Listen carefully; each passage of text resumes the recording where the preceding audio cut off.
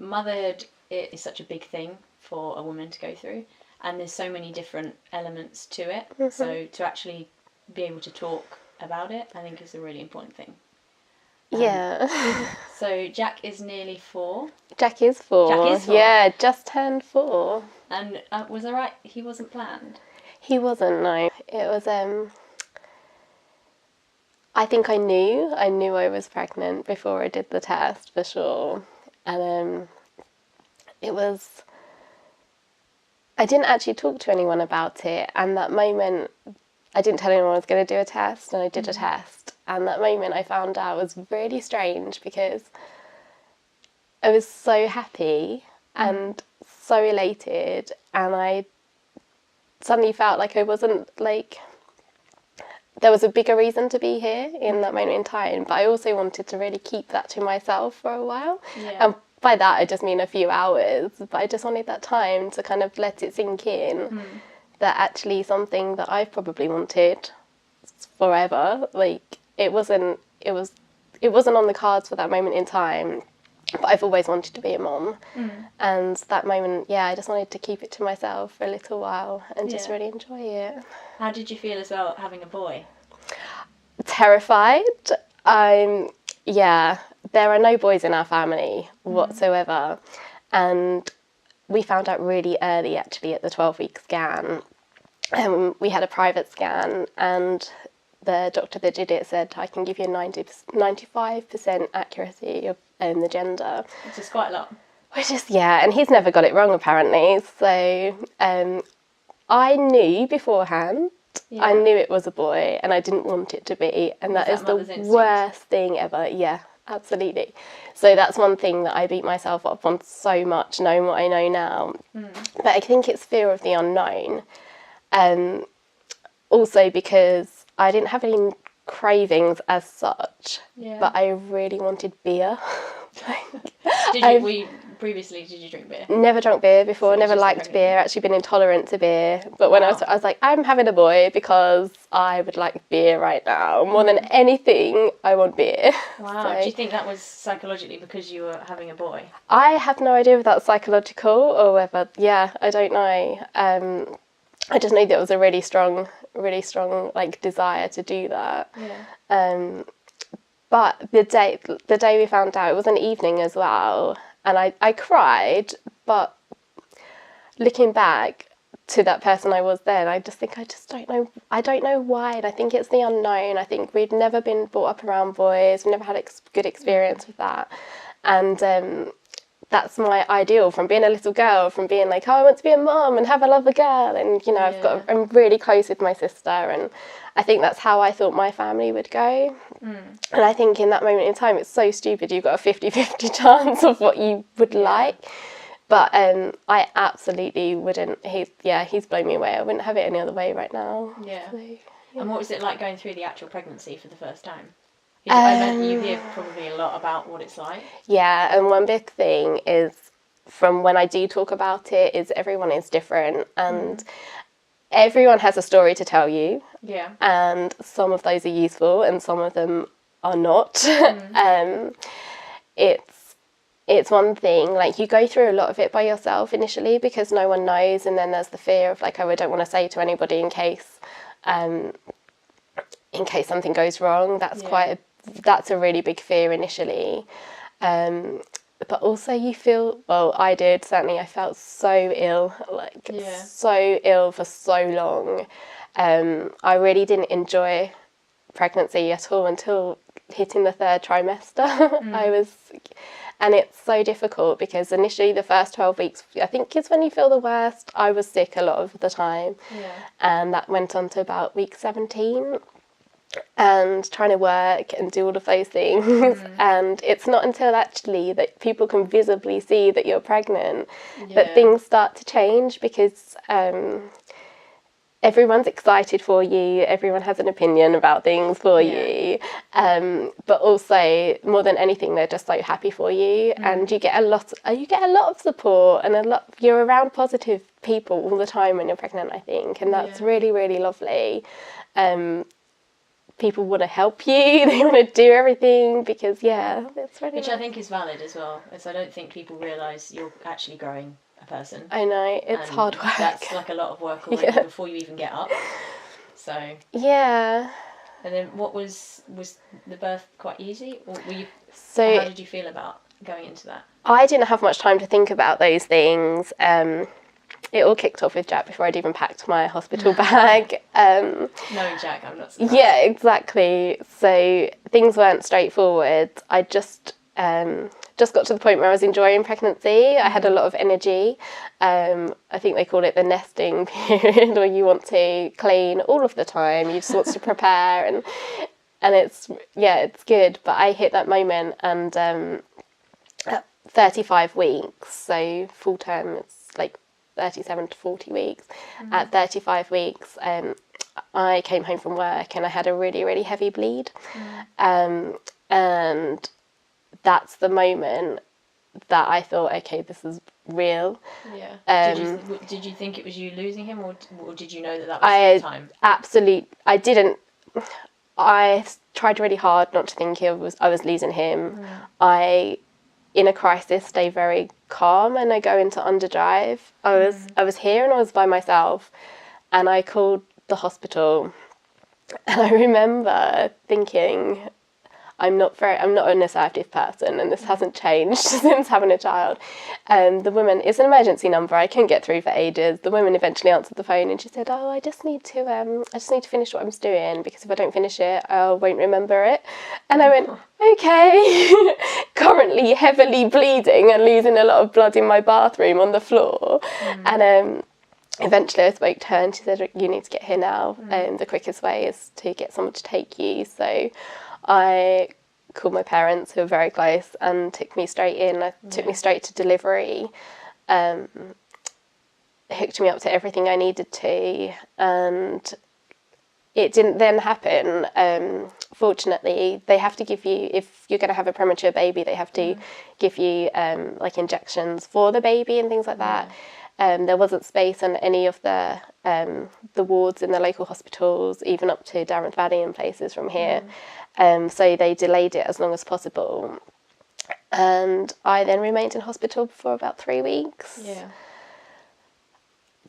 That wasn't the best time of the pregnancy. That was probably... So you were still pregnant for those 3 weeks? Still pregnant, and it was a... we're going to induce you, we're not, we're going to... So on 3 occasions I thought I was going to have Jack. And in those 3 weeks, I think that's when everything changed very quickly for me, for my headspace, absolutely everything. I didn't know. The best thing about that time was I could hear his heartbeat 24/7. I was wired up, and it was the most magical thing. And that kept me sane, through the whole process, because... To hear that as well for 3 weeks, I imagine that brought you really close together. Absolutely. That, to me, that was my bond. I was like, I'm not in this by myself. Whatever happens, there's 2 of us here.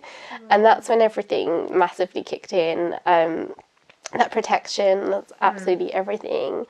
But also because it's still not real, and you're still not that connected. You've got that inside you, and you can hear it there, over there on the screen. You can see on the screen and everything. There's still an element of being detached from it all, and there's the fear that comes in through all of that is quite overwhelming. So 3 weeks of up and down, it was a roller coaster. And then when it happened, it was terrifying. It was a planned induction, so and he was early still when they decided to do that. And after 24 hours of labour, just a long time, and kicking and screaming on my part, they put an epidural in, which was the best thing ever. I can't recommend it enough. But then it resulted in an emergency C-section, the whole thing, and nothing went to plan. Everything was scary. Sounds like birth. Yeah, absolutely. You forget what it's all about. You don't know if you're going to survive. You don't know if your baby's going to survive. And traumatic is probably the word I would use. And that's something that I don't ever go back to think about, because I'm not sure I can process it to feel okay about it because it's certainly put me off wanting to do it again. Yeah. However much I love this, and this is the best thing ever, it's still something as powerful as the experience you go through at birth can shape I think everything. this is the thing, it's so individual, the experience you have, and people don't talk enough about the pluses and the minuses and the things that you actually go through in the whole process. Yeah. So now that Jack is 4 plus, what's it like looking back to that now? Like going through the whole 4 years of his life? I can't believe we're here. There have been times when I haven't thought we'd make it to the end of the day, let alone to a milestone, let alone to, the first birthday, the second, but like all of those things, because it's hard work. And for the first year or two, you give up everything that you were. And I know that this is my individual experience because, again, like talking about it is so important. But I shut myself away from that because I had very negative reactions when I spoke about things honestly. So that was so difficult in that you take away your voice in some ways, because the first 12 weeks, everyone tells you the first 12 weeks hard, like no one lies about that. But then after that, everyone has these babies that sleep through the night, everyone has like perfect this, and no one can, like, they get so much help, and that isn't everyone's experience of it. So when you dare to say something negative, you're not met with the best reaction, and then you think, actually, that's my cry for help, and no one is there. And yet it's never perfect. There's always the positive and negatives. And you learn that people aren't honest about things either, because you say what you're expected to say about it.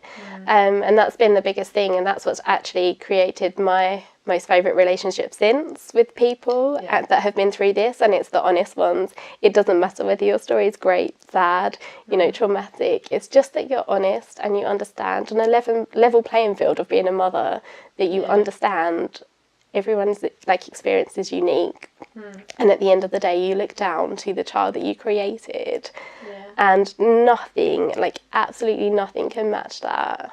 It's and I think that's a really beautiful lesson to teach Jack and the child in general anyway, because everybody's different, everybody's experience is different, but the one thing that brings people together is if we're all honest about it. We all have the good things and the bad things. But then, like you say, at the end you end up with this child. Which is remarkable. Is that weird to think that you created that child? Yeah, more so now. And you're responsible for him. I'm absolutely, the responsibility hits hard at times, and it's, again, overwhelming is one word I've used a lot in the last few years. The fact that I'm responsible for everything, and when people can't understand that, that's the bit where you really struggle, because it's like, well, why don't you take time for yourself? Why don't you do this? Why don't you do that? But when you're doing it and you're doing it alone, you cannot he comes first. And he can't do things for himself. That first year, you have to, you walk around everywhere and you're doing a constant health and safety check of everything, and you're neurotic and you're paranoid, and you just think all the time something bad's going to happen, something bad, because the responsibility that you're taking care of someone that can't take care of themselves is so big. And it's tough. It means you don't, for whatever reasons, you're not sleeping because they're not letting you sleep. The opportunity you have to sleep, your head is just processing, thinking, how can I do this better? What can I get right? You know, things. So. You hit on something there as well about time for you. What I love about you and Jack is that you both, you go on adventures and you do the fun things, but you also understand taking time for you and having time to rebuild yourself, so that you're then able to be there for Jack. The last year I've learnt that, and I will absolutely, and that is what I will go back and say, if I could do anything differently, is learning that it's not selfish. I think I thought for the first 2 or 3 years that if I dared to do anything for myself, that was wrong. And I don't even think I had that pressure from anywhere else. That was me. That was all me. And I'm not saying I would refuse help if it was offered, but I didn't ask for it. So I didn't think, when I was watching, you know, friends whose husbands were having the kids for the day so they could go to the spa and just recharge and remember what something's like. If I could do it again or differently, I would go back, and from the start I would make sure I had time to take care of myself, because losing basic needs it strips everything away. And you can do it, like, you can, but you don't realise how important a bath is. Like, an uninterrupted bath for 20 minutes, when you don't have that in your life, like, you go to some really dark places. And then that's the difference. Like, because I didn't have any of that, I almost went into overdrive with trying to make our lives what we could. So we did have adventures and we did do all of these things because I wanted something to show for it all, in a way. And does he get that as well? Like, he knows when mum's having mum time? Yes, he does now. Yeah, not a few years ago he wouldn't understand that. And in a way, that's why work's so important. Like, just being able to go back to work for 3 days. Something that's kind of away from the day to day. But then you think, you're sitting there and having a conversation with someone and they're like, so your me time is work? Like, okay, yeah, that's probably, okay, so yeah, I do get a hot drink and I do get to sit down and have lunch without someone climbing all over me. But definitely, absolutely, now he is understanding, and as long as he is happy, that's all that matters to me. I won't feel guilty if I'm gonna, you know, he's going to spend time with Nan and Grandad so that I can go and do something for me, because that makes me better with him. Like, absolutely, like, just having a few hours headspace from that to sit there and think, we're going to go and do this, or we're going to go and do that, and we're going to have the best time doing it. It's great. I think I can imagine, though, that just gives him an appreciation of you as well, and an appreciation of him having his own time. You know, that you don't have to be with each other and on top of each other all the time. Exactly. And only recently has he understood. We've always had a routine and it's always been like that. Luckily, I didn't have any sort of separation anxiety when I went back to work from either of us. He didn't seem to. He's been around my parents since birth, and they were with him when I went back to work, and it was really nice, and that made that transition so great. Like, I would never worry when I was elsewhere because I knew he was safe. But it's different now. He'll have a plan. He'll say, if you're going to go and do something, then this is what I do, and we'll come back together and we've got our own stories to tell each other. And that is magical. Like, to come back at the end of a day or something, and he gives me a, like, very accurate descriptive account of what he has done in the day, and, you know, his circle of friends is one thing, but for him to say, oh, mummy, what did you do? And think, okay, you know, you're interested in me too, that's nice. What's been, like, looking back, the best thing about having a child that was not expected in the first place? It's a team. And one, I think, that I've never found in any other relationship I've had with anybody or anything. That's what's blown me away. The fact that at the end of the day, we've got each other and we are strong together, and we are incredibly strong together. And I can't explain how that makes me feel. It's very deep and very emotional, like, to think that I wouldn't have him is like, or I wouldn't have the experience that I've had since having him. And he has taught me so much about myself that I didn't know before. You think at, you know, the age of 29, 30, you've got a lot of things figured out in this world, and then someone so small and so tiny comes along and teaches you that you can go to places you didn't know possible. You can have the highest of highs and the lowest of lows during that period of time, but you're there and you're surviving, and you've got each other. You've got each other, yeah. And we have a very... It's not until I talk about it that I sometimes think, oh, okay, we do things slightly differently. There are times when I'm not the parent and he's not the child. Again, we are equal. Yeah. So it'll be around the house, we'll do something. I've got my jobs here, he's got his jobs. And then we come together and we've completed something. And he's so he'll come up and high five and go, teamwork, mum. And I just think, yeah, because this is, I need this to happen. I'm not depriving him of a childhood in any way. We're just teaching each other how we fit into the world. And Which is, I think, a really lovely way to see it. Yeah. Because I think, well, you don't get any relationship more than parenthood that does that. No. But just in general, we're all here helping to teach each other how to live, how to be. Yeah. And I find it crazy that someone so small has that ability and that power to do that, and so innocently and so naively. But when you get Mum, I love you, and it's spontaneous and it just hits hard, you think, actually, we're doing fine. Like, we are understanding each other and we are understanding each other's needs. And it's brilliant. Thank you so much for talking about it. Honestly, to actually talk openly about something that's seen as so, like, normal, I think it's so important, honestly. Yeah.